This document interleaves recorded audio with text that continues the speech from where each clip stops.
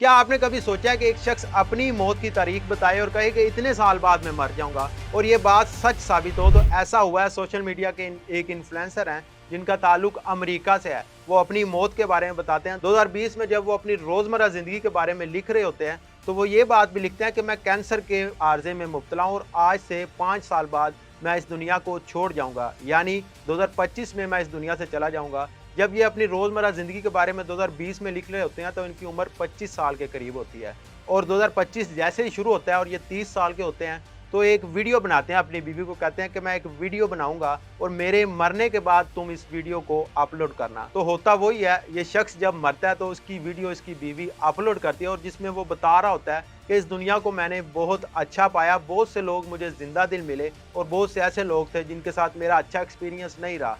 तो मैं ये उम्मीद करता हूँ कि इस दुनिया के बाद भी कोई और दुनिया भी होगी जहाँ पर मैं जाकर इससे ज़्यादा खुशगवार ज़िंदगी गुजार सकूंगा। इस वीडियो के अपलोड होने के बाद लाखों लोग इस वीडियो को देखते हैं और इसको शेयर करते हैं। आपकी इस वीडियो के बारे में क्या राय है, कमेंट सेक्शन में ज़रूर बताइएगा।